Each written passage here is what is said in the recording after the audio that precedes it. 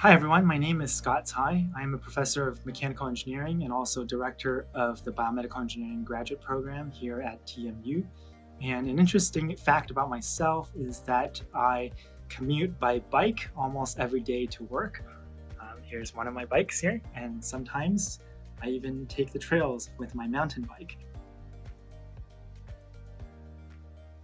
Mechanical engineering to me means the study of science and mathematics and its application to the creation of mechanical devices.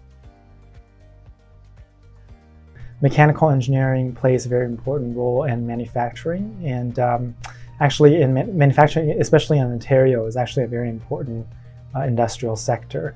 Mechanical engineering is also involved in power generation. So anytime when we're generating electricity, there's mechanical engineering involved. It's also increasingly involved in other sectors as well, ones that you might not at first think about, like in biotechnology. A lot of the work that I do, in fact, is in biotechnology, and we also apply a lot of mechanical engineering principles too. There's also increasingly a lot of applications of mechanical engineering in biomedicine.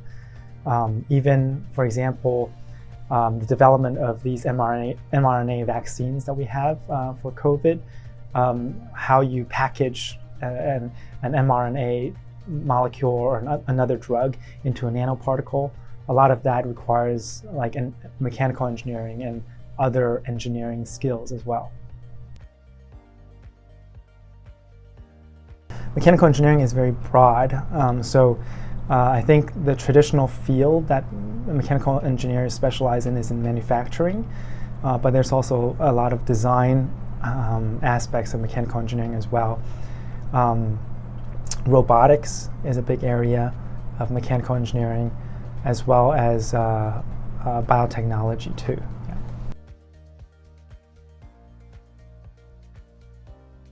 Yeah. This was an idea that was started by my colleague Dave Naylor, who's a professor here in mechanical engineering as well. And he and I have discussed the idea of the floating and sinking of small objects for a long time, for the last few years. And we've realized that in undergraduate fluid mechanics, we don't teach this concept. So we teach Archimedes' principle, which tells you that the buoyancy force of an object is proportional to the weight of the fluid that it displaces. But that's actually not the entire story. So for large objects, it's true. All you have to know is pretty much how much volume of fluid has been displaced by the object. But for very small objects, like water striders or other things that can stand on top of liquids, you actually have to know surface tension.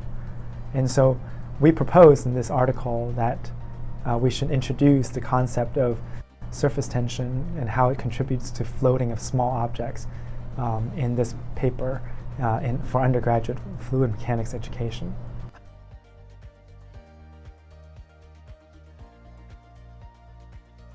I would say perhaps it is that the lines are becoming more and more blurred between mechanical engineering and other engineering disciplines, and even other disciplines in science as well.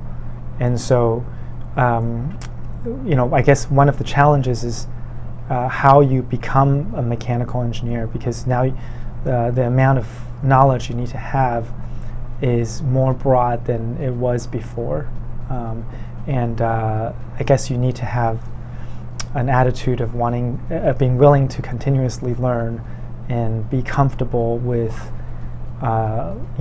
interacting with other fields that you're not familiar with as well.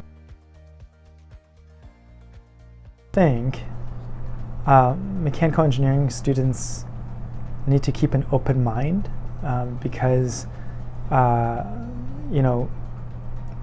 I said before, I feel like the boundaries between traditional disciplines like mechanical engineering, chemistry, physics, it's all blurring now. So you don't want to be somebody who is siloed in just like mechanical engineering, and refusing to learn something outside of your main area. You really want to be willing to explore and expand your understanding into other fields that you may not at first be familiar with.